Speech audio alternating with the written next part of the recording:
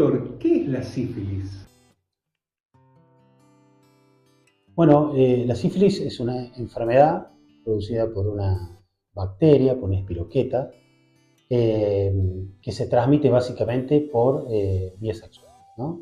Es una enfermedad de transmisión sexual que actualmente, como todos sabemos, está muy en boga. Tenemos muchos casos, un aumento importante de casos en la población general y que está con nosotros hace miles de años porque nosotros tenemos evidencia de la enfermedad ya en momias egipcias.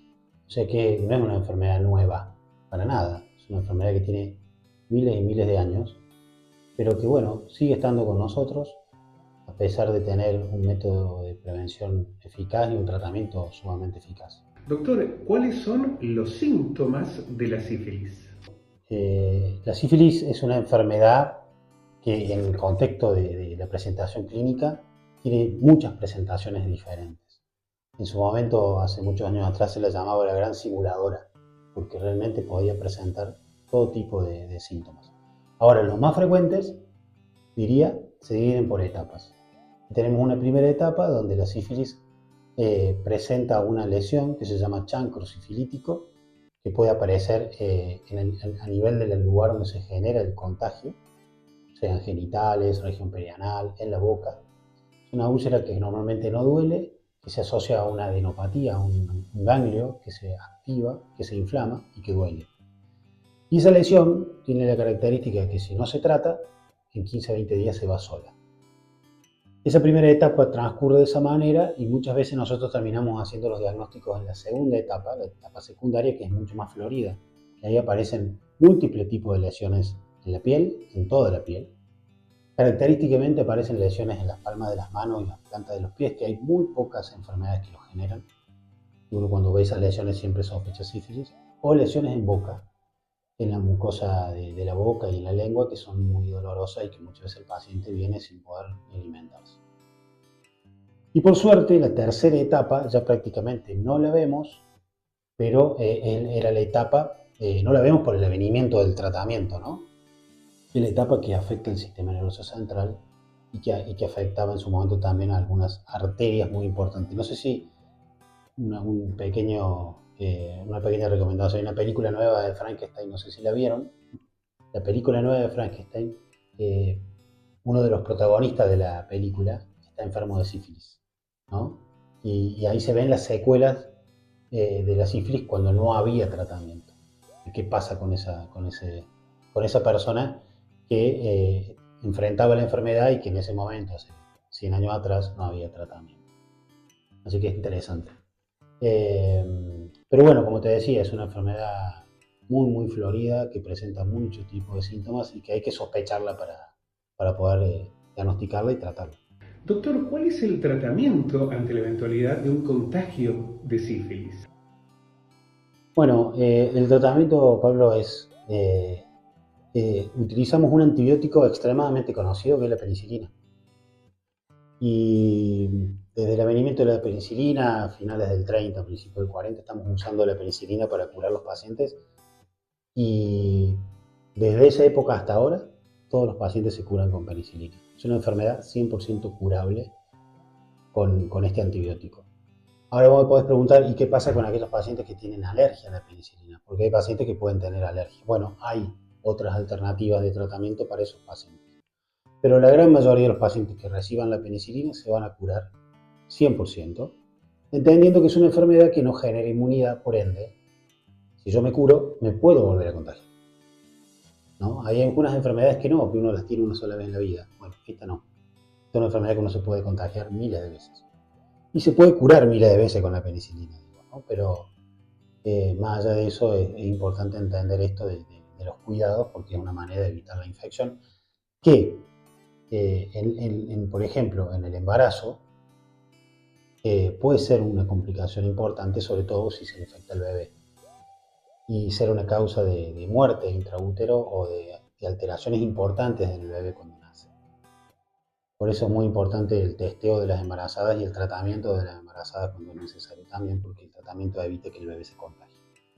Cuando ese bebé nace, obviamente, también se le hacen estudios y también se les puede dar tratamiento. Pero en este caso sería más importante tratarlos durante durante el embarazo, ¿no? Doctor, ¿cuáles son las claves para prevenir la sífilis? Bueno, al ser una enfermedad básicamente de transmisión sexual, tenemos que buscar las maneras de, obviamente, evitar el contagio a través de las relaciones. El método más eficaz, probado, que evita la infección es básicamente el uso de preservativo.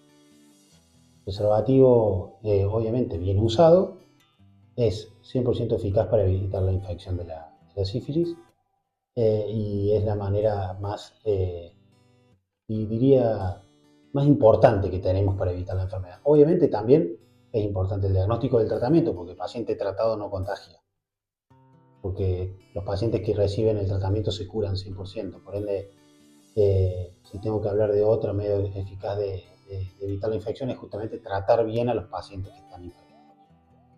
Pero volviendo al tema del preservativo, yo creo que es fundamental tener ese concepto, ¿no? El uso del preservativo es un método de barrera que bien usado es eficaz no solo para la sífilis, sino para las otras enfermedades de transmisión sexual, uretritis, herpes, HIV, gonocoxia y otras múltiples enfermedades que se transmiten de esa manera. Entonces, usando bien el preservativo evitamos la infección.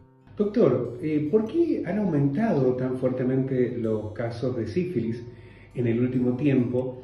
¿Y cuál es la necesidad de pensar las enfermedades sexuales sin los tabúes, sin los prejuicios, precisamente para abordarlas de mejor manera? Si vos me preguntás a mí las causas, yo creo que tiene mucho que ver con la relajación en la sociedad del uso de la medida de barrera con el preservativo. Nosotros analizando un poco cómo se va comportando la enfermedad, por ejemplo en Río Cuarto, nosotros observamos que la enfermedad ha aumentado en todas las edades, en todos los estratos sociales. Ahora hay una población que es la más afectada, que es digamos, la población entre los 14, 15 años y 22 años. Esa es la franja etaria donde más hemos visto el aumento de la enfermedad. Y ahí cuando obviamente tratamos y hablamos con los pacientes, observamos que hay una falta de uso de preservativo clara. Así que creo que un poco la causa tiene que ver con eso, con el relajamiento y la falta de conciencia de riesgo, ¿no? Eso también tiene que ver con que hay menos temor, por ejemplo, al HIV, o porque son más efectivos los métodos anticonceptivos o más sencillos de acceso. Es buena la pregunta y creo que sí se ha perdido un poco el miedo, que para mí no está mal perder el miedo, porque tampoco uno puede vivir con miedo, pero digo, si uno tiene la información que es correcta, que es adecuada, que es la información que uno le puede dar las armas para poder decidir, yo creo que si uno tiene buena información toma mejores decisiones. Entonces, informarse sobre el tema es fundamental, no tenerle miedo a la cuestión de preguntar. Trata de que siempre sean profesionales para que la información que uno recibe sea buena y sea fidedigna. Nosotros, por ejemplo, en el Centro de Salud tenemos un programa de testeo de HIV, de sífilis, de hepatitis, etc. Y esos pacientes que vienen a controlarse y que reciben el diagnóstico, no solamente reciben el tratamiento, sino también reciben una asesoría, digamos. Siempre y cuando, obviamente, los pacientes la pidan, ¿no? Y esa asesoría consiste básicamente en las medidas de prevención y el tipo de tratamiento. Con la búsqueda de esos contactos también, ¿no? Porque si hay una persona infectada, hay más personas que han estado en contacto con esa persona y probablemente estén infectados. Eso también es importante. Pero no tener miedo a preguntar, no tener miedo a averiguar y buscar información, repito, de buena calidad con un profesional.